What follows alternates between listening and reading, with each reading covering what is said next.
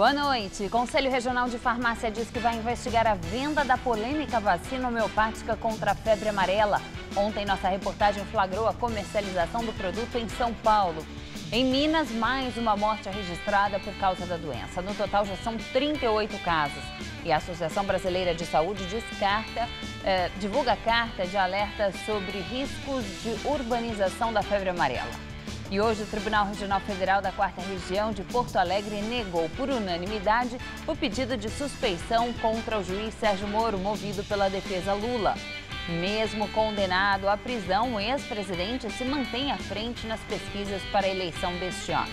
Ex-governador do Rio, Sérgio Cabral, se torna réu pela 21ª vez na Lava Jato.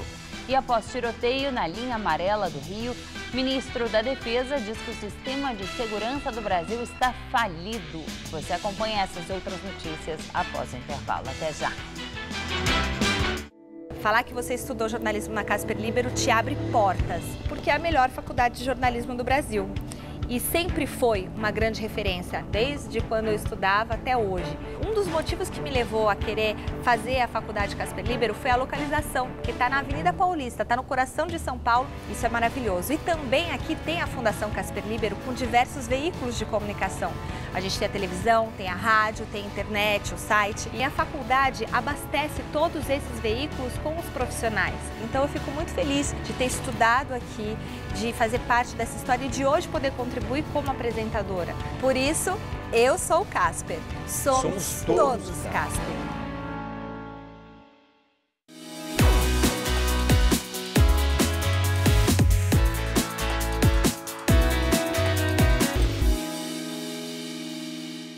Bom te ver sempre ligado na TV Gazeta. Bom te ver sempre conectado com a TV Gazeta na internet. No nosso site você encontra todos os nossos programas para ver e rever quantas vezes quiser. E o melhor, pode assistir toda a nossa programação ao vivo, em qualquer lugar do mundo. Se preferir, nosso site ainda tem versão para celular, com o mesmo conteúdo e super fácil de navegar. E ainda um aplicativo com toda a programação ao vivo, que você pode baixar em iOS ou Android. Acesse tvgazeta.com.br. Bom te ver sempre ligadinho na gente. No Todo Seu de hoje tem um papo sobre mulheres apaixonadas e as loucuras que elas podem cometer por causa disso. Saiba o que está acontecendo nos bastidores da TV com Cristina Padiglione. E a linda e talentosa Luciana Mello canta pra gente. Fica sorrindo à toa, sorri pra qualquer pessoa.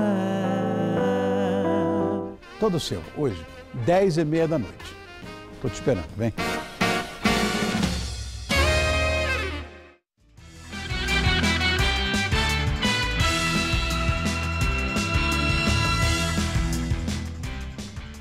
O Conselho Regional de Farmácia vai investigar a venda de uma espécie de vacina homeopática contra a febre amarela. Ontem, o Jornal da Gazeta, edição das 10, flagrou a comercialização do produto aqui em São Paulo. O composto, vendido como vacina homeopática, é feito a partir da vacina convencional contra a febre amarela, na forma de um isoterápico. Na homeopatia, quer dizer que a dose com a substância que causa a doença, no caso o vírus atenuado, foi ultradiluída em água e álcool. O Jornal da Gazeta mostrou ontem que várias farmácias estão anunciando a dita vacina homeopática contra a febre amarela na internet e que para comprar não precisa de receita médica. Nesta, em Santana, foi a farmacêutica que prescreveu o preparado. O nome dela aparece no rótulo, depois da abreviação de doutora, o que pode dar a entender ao consumidor que a fórmula foi indicada por um médico. Sem saber que estava sendo gravada, ela disse para que serve o remédio. As pessoas pensam que é a vacina, não é a vacina. Na verdade, ela protege, porém, se você pegar a febre amarela, você não tem todos aqueles efeitos colaterais que pode ser causado. Procurada hoje, a farmacêutica preferiu não gravar entrevista. Hoje, o Conselho Regional de Farmácia reagiu à denúncia. Anunciou que abriu um processo administrativo para apurar a conduta dos farmacêuticos responsáveis pelas farmácias mostradas na reportagem. Disse também que vai ampliar a fiscalização e notificar de forma individual todos os profissionais do estado, para evitar que o termo vacina continue sendo usado de forma indevida para designar uma fórmula homeopática. O Conselho Regional de Farmácia é totalmente contrário a essa postura dos farmacêuticos, né? Não existe vacina homeopática contra a febre amarela, né? Na verdade, existe um isoterápico, né, que é feito a partir da vacina, mas ele não substitui a vacina. O Conselho Regional instaurou um processo administrativo para apurar as denúncias e isso vai correr internamente. E se for detectado que houve alguma inadequação, esse profissional farmacêutico vai responder sobre isso. A Agência Nacional de Vigilância Sanitária informou que esse medicamento homeopático não tem registro e, por isso, não tem segurança e eficácia asseguradas. A agência orienta que o consumidor denuncie para que as vendas sejam apuradas. Por telefone, a Coordenadoria de Vigilância em Saúde, que é responsável pela fiscalização das farmácias, informou que está apurando o caso. A Abrasco, Associação Brasileira de Saúde Coletiva, divulgou uma carta que chama a atenção do poder público sobre os riscos de urbanização de febre amarela.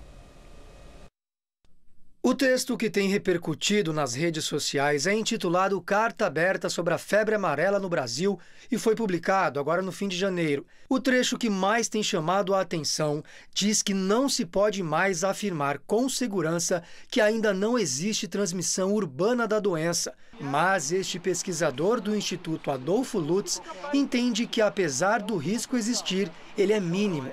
Até agora, os casos registrados são de febre amarela silvestre, em que o contágio se dá por meio de picadas de mosquitos que vivem na mata. A mudança disso depende do vírus passar a circular na população humana e atingir populações de mosquitos capazes de realizar essa transmissão.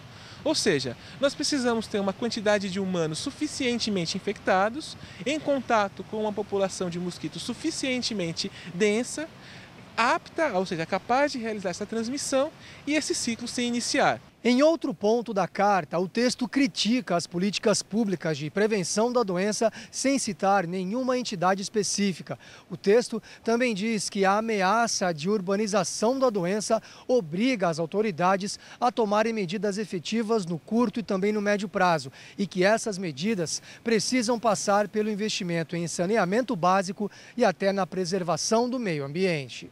A carta também cita ações como elevadas coberturas vacinais e de educação em saúde e diz que as medidas evitariam a crise pela qual estamos passando com dezenas de mortes, diz o texto. Para o pesquisador, o modelo atual de imunização com doses fracionadas é eficaz e tem potencial para evitar a proliferação do vírus nas grandes cidades.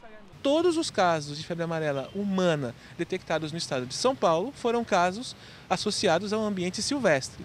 Nós não tivemos ainda, para o estado de São Paulo, uma transmissão humana associada realmente a ciclos urbanos. E acreditamos que as estratégias atuais vão manter esse padrão. Minas Gerais teve mais um caso de morte por febre amarela. Um homem de 53 anos estava internado num hospital particular de Belo Horizonte. Ele morreu no domingo, mas os exames que confirmaram a causa só foram divulgados hoje. Com isso, Minas registra 38 mortes pela febre amarela de dezembro até agora. 9 pessoas foram presas por desviar medicamentos de alto custo da rede pública e revendê-los para hospitais privados. A quadrilha faturou 16 milhões e meio de reais com o esquema. Caixas e mais caixas de remédios, a maioria para o tratamento contra o câncer, que custam em média R$ 8 mil cada uma. Os medicamentos foram desviados de hospitais públicos localizados nos estados de São Paulo, Goiás, Espírito Santo e no Distrito Federal.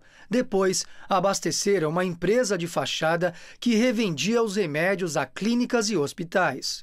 Eram várias modalidades de empreitada criminosa, desde desvio de hospitais, públicos e privados, e até mesmo subtração de mercadorias. Então, com isso eles iam equilibrando, porque na medida em que, se eles evidentemente terminassem com os estoques dos hospitais, o esquema seria evidentemente descoberto. Ao longo das conversas telefônicas gravadas durante a investigação, 2 hospitais aqui de São Paulo são citados. O do Mandaqui, na Zona Norte, e o Hospital Emílio Ribas, referência na área de infectologia. Aliás, um dos presos hoje trabalhava aqui no Emílio Ribas. Robson Eduardo Marques era motorista aqui do hospital e atuava há mais de 25 anos nessa função. Robson está preso. Segundo a investigação, ele recebeu R$ 125 mil entre abril e maio de 2016. O funcionário atuava no transporte e manuseio dos medicamentos. Os investigadores apuram agora o envolvimento de outros servidores públicos no esquema e também como os remédios armazenados nos hospitais eram saqueados sem levantar suspeitas. E o que a gente quer agora é descobrir quais outros servidores estão envolvidos, aonde que está nessa linha de raciocínio, vamos dizer assim, nessa linha de caminho, nesse procedimento, onde é que está a falha, onde que a gente pode fechar essa torneira para que isso não se repita mais. A quantidade de remédios apreendida não foi divulgada. Segundo o Ministério Público, os lotes serão periciados e, dependendo da vida útil e das condições químicas, serão devolvidos aos hospitais envolvidos. O Instituto de Infectologia Emílio Ribas afirmou que colabora com a investigação da Corregedoria Geral de São Paulo e do Ministério Público. A Secretaria de Saúde do Estado, responsável pelo Hospital do Mandaqui na Zona Norte, não quis se manifestar. E a 8ª turma do Tribunal Regional Federal da 4ª Região negou hoje, por unanimidade, um pedido de suspeição contra o juiz Sérgio Moro, movido pela defesa de Lula. Segundo os advogados, Moro teria perdido a imparcialidade para julgar o ex-presidente. De acordo com o desembargador João Pedro Gebran Neto, as questões apresentadas já foram exaustivamente analisadas pela 8ª turma. E mesmo condenado à prisão, o ex-presidente Lula se mantém em primeiro lugar nas pesquisas de intenção de voto do Datafolha para a eleição deste ano. No cenário mais favorável dos 9 simulados, Lula tem até 37% da preferência. Condenado a 12 anos em regime fechado, Lula mantém vantagem com 34% das intenções de voto no primeiro turno da eleição presidencial contra o candidato do PSC, Jair Bolsonaro, que tem 16%. Em seguida, Marina Silva, da Rede, aparece com 8%. Luciano Huck, sem partido, Ciro Gomes, do PDT, e o tucano Geraldo Alckmin, todos com 6%. Brancos e nulos somam 14%. Não souberam dizer ou não responderam, 2%. Em um dos cenários em que Lula não aparece, o primeiro é Bolsonaro, com 18% dos votos. Já Marina Silva vem em segundo, com 13%, acompanhada de Ciro Gomes, com 10%, e Alckmin e Huck, ambos com 8%. Jacques Wagner, como candidato do PT no lugar de Lula, fica com 2% das intenções. Nesta análise, os votos brancos e nulos sobem para 24% e 4% dos entrevistados não sabem ou não responderam. No 9º e último cenário simulado, aparece o presidente Temer. Ele tem apenas 1% das intenções de voto. O ex-presidente Lula também lidera em primeiro turno, com 34%. Na avaliação de governo, Temer tem apenas 6% de aprovação, segundo a pesquisa. A rejeição do governo Michel Temer, segundo o Datafolha, é de 70%, contra apenas 6% de aceitação. No último levantamento, realizado em novembro de 2017, 71% avaliaram como ruim ou péssimo e 5% como ótimo ou bom. O índice dos que consideram a gestão regular ficou em 22%. Antes, essa avaliação era de 23%. Dos entrevistados que não souberam responder, o número ficou entre 1% e 2%. O Datafolha também pediu para os entrevistados atribuírem uma nota de 0 a 10 para o governo Temer. 43% deram nota 0, 14% deram nota 5 e 8% deram nota 2. A média, segundo o Instituto, foi de 2,6. Em julho de 2016, 2 meses depois de ter assumido a presidência, a média das notas atribuídas a Temer era 4,5, de acordo com o Datafolha. O Instituto ouviu 2.826 pessoas em 174 municípios nos últimos dias 29 e 30 de janeiro. A pesquisa tem margem de erro de 2 pontos.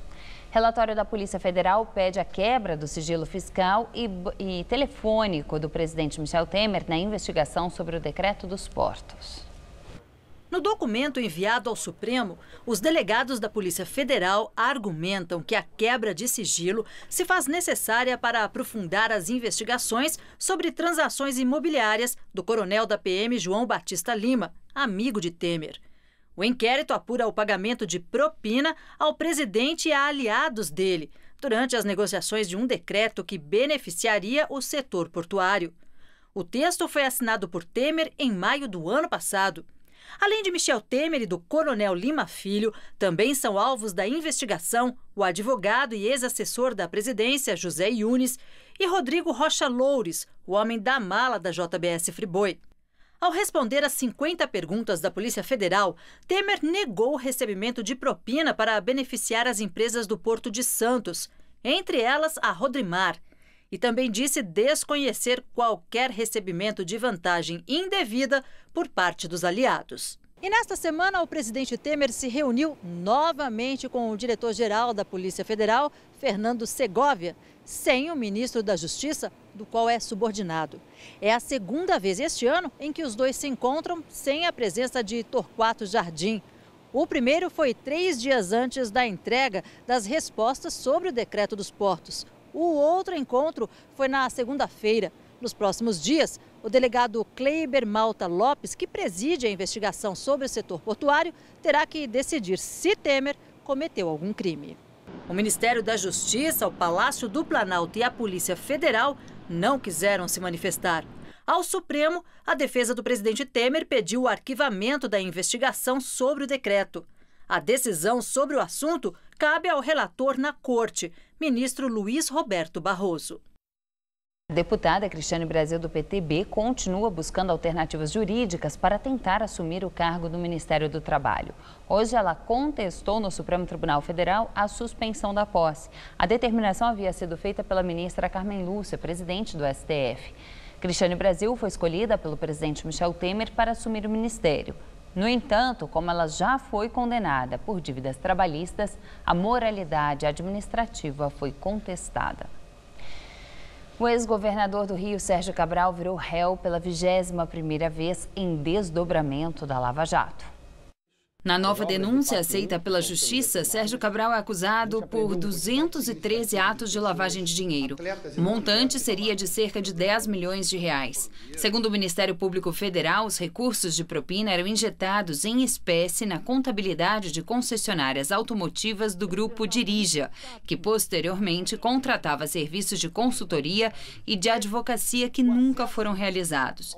Além do PMDBista, outras 6 pessoas também se tornaram réus. Entre eles, Ari Filho, apontado como operador financeiro do ex-governador. Na Lava Jato, Cabral já foi condenado 4 vezes. As penas somadas chegam a 87 anos. Atualmente, ele está preso no Paraná. Ontem, o STJ negou o pedido da defesa para levá-lo de volta para o Rio. A transferência para Pinhais, na região metropolitana de Curitiba, foi tomada porque, de acordo com o Ministério Público do Rio, o ex-governador teria usufruído de privilégios no sistema prisional fluminense. Sobre a denúncia aceita hoje, os advogados de Sérgio Cabral afirmam que a Procuradoria recicla material usado em outros processos para chegar ao ex-governador. 2 dias após ser xingado em um avião comercial, Gilmar Mendes, presidente do Tribunal Superior Eleitoral e ministro do Supremo, tem autorização do Ministério da Defesa para usar um avião da Força Aérea. A viagem do ministro de Cuiabá a São Paulo consta no relatório publicado no site da Força Aérea Brasileira. No dia 29 de janeiro, última segunda-feira, a aeronave estava à disposição do Ministério da Defesa no transporte do presidente do TSE, mas o site da FAB não apontava o motivo para a viagem. Segundo as regras em vigor desde 2002, podem se deslocar em aeronaves da FAB vice-presidente da República, ministros de Estado, presidentes do Supremo, da Câmara e do Senado e comandantes das Forças Armadas. A viagem de Gilmar Mendes aconteceu pois é uma prerrogativa do ministro da Defesa autorizar outras autoridades em casos de emergência, viagens a serviço ou em deslocamento para local de residência. Segundo o jornal Folha de São Paulo, as justificativas de Gilmar Mendes para a utilização da aeronave foram um compromisso no fim da tarde no Tribunal Regional Eleitoral na capital paulista e a falta de voos comerciais no horário. Porém, a agenda pública dele neste dia não foi publicada no site do TSE. A viagem no avião oficial aconteceu 2 dias depois dele ter sido hostilizado em um avião comercial num voo de Brasília a Cuiabá. As críticas e xingamentos dos passageiros foram registradas em vídeos compartilhados em redes sociais. Bora, Gilmar! Bora, Gilmar! Bora, Gilmar! Gilmar Mendes quer que a Polícia Federal investigue quem o xingou no avião e o autor de um site que pagaria R$300 para quem o acertasse com um tomate. Essa não é a primeira vez que Mendes é alvo de manifestações. No início de janeiro, ele foi hostilizado por 2 brasileiras em Portugal. O senhor não tem vergonha na cara? O senhor faz? Os protestos contra o ministro se intensificaram após ele mandar soltar políticos e empresários. Entre eles, o ex-governador do Rio, Antony Garotinho, e Jacó Barata Filho, considerado o rei do ônibus. Ministro Dias Toffoli, do Supremo, manda a Polícia Federal investigar o líder do governo, senador Romero Jucá, do PMDB. Romero Jucá é suspeito de receber propina por lobby nos Correios em prol da Confederação Brasileira de Tênis. O senador nega as acusações e pediu que a investigação seja arquivada. No entanto, a Procuradora-Geral da República diz que os autos trazem narrativa consistente e verossímil por parte de quem denunciou o caso, com a indicação de meios de comprovação dos crimes. Raquel Dodge pediu ao ministro Dias Toffoli, relator do caso no Supremo, para aprofundar as investigações. O ministro autorizou e pediu a apuração da Polícia Federal. Numa outra investigação que envolve o senador, o banqueiro José Augusto Ferreira dos Santos, ex-controlador do Banco BVA, contou à Polícia Federal que se apossou de R$2,5 milhões enviados pela Andrade Gutierrez a Romero Jucá. O montante seria dinheiro de propina da obra da hidrelétrica do Rio Madeira, em Rondônia. Segundo reportagem do jornal Folha de São Paulo, os investigadores suspeitam que o banqueiro queira eximir o senador do recebimento de vantagem indevida. Jucá afirma que nunca solicitou ou orientou José Augusto Ferreira dos Santos a fazer contratos com Andrade Gutierrez, nem foi beneficiado por recursos ilícitos. O ministro da Defesa, Raul Jungmann, disse que o sistema de segurança pública do Brasil está falido e que os bloqueios marítimos e aéreos devem ser feitos nos próximos meses no Rio de Janeiro. Hoje de manhã, manifestantes fecharam a linha amarela em protesto pela morte de 3 pessoas durante confrontos entre a PM e traficantes na Cidade de Deus, na zona oeste da cidade. Um dos mortos era apontado como chefe do tráfico na região. A via expressa foi interditada com barricadas várias vezes durante o dia. Os motoristas entraram em pânico. Alguns tentaram voltar de ré. Outros deixaram os carros em busca de proteção contra os disparos. A linha amarela é uma das principais vias expressas do Rio e liga a Zona Oeste à Zona Norte e à Ilha do Governador.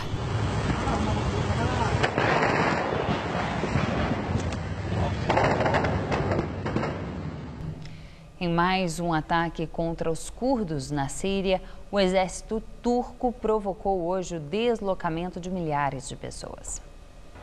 Violentos confrontos ocorreram nesta quarta-feira em Afrin, território curdo no norte da Síria. A ofensiva da Turquia na região começou há menos de 2 semanas e mira as unidades de proteção do povo curdo, aliadas dos Estados Unidos na guerra contra o Estado Islâmico. O exército turco nega ter atingido civis, mas hospitais em Afrin dizem que estão recebendo muitas vítimas, segundo a agência France Press. Os turcos continuam atacando com a ajuda de milícias sírias da oposição. Nos Estados Unidos, diante do Congresso, o presidente Donald Trump fez ontem o anual discurso de Estado da União. Ele anunciou que vai manter aberta a prisão de Guantánamo, em Cuba.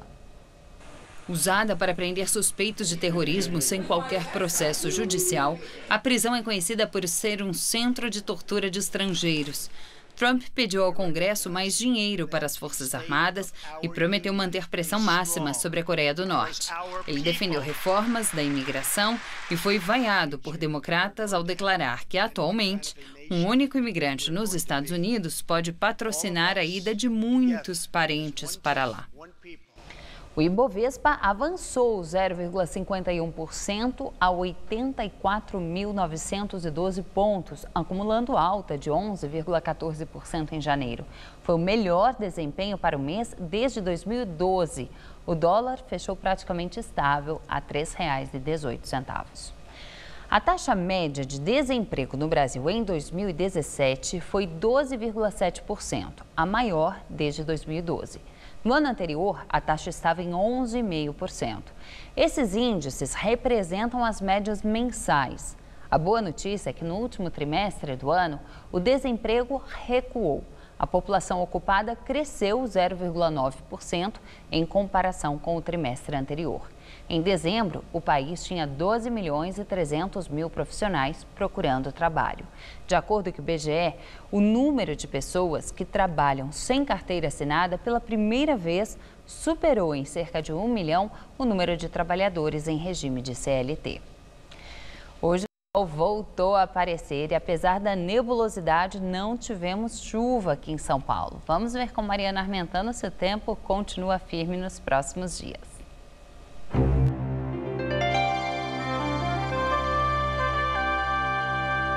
Uma massa de ar seco predomina pelo estado, mas aqui na capital teremos sol entre muita nebulosidade, por isso não vai esquentar muito não. Nessa quinta-feira teremos mínima de 18 graus e máxima tarde de 25 com muita nebulosidade. Aí na sexta-feira a máxima fica em torno dos 26 graus e no sábado dos 25, sempre com sol entre muitas nuvens, mas sem chuvas por aqui. O tempo também ajudou para ver a superlua, considerada a mais completa das últimas décadas. Em regiões da América do Norte, da Ásia e da Oceania, o fenômeno pôde ser visto em sua versão mais brilhante, no ponto mais perto da órbita ao redor da Terra e ainda com eclipse total. Começou pontualmente às 10h51 da manhã. Por ser a segunda lua cheia em um mesmo mês, ela é chamada de lua azul. E de lua de sangue por apresentar coloração avermelhada devido à sombra feita pela Terra durante o eclipse. Assim, o apelido completo ficou Superlua Azul de Sangue. Aqui no Brasil, a superlua pôde ser vista, mas sem o eclipse. Ela nasceu às 18h54 no Rio de Janeiro e às 19h09 em São Paulo. E nós ficamos por aqui. A edição de hoje pode ser vista no site do Jornal da Gazeta. Uma ótima noite para você. Fique agora com Rony Von no Todo Seu. Nesta quinta, 9h30 da manhã, no Revista da Cidade, o assunto é violência no trânsito. Assista agora, Todo Seu.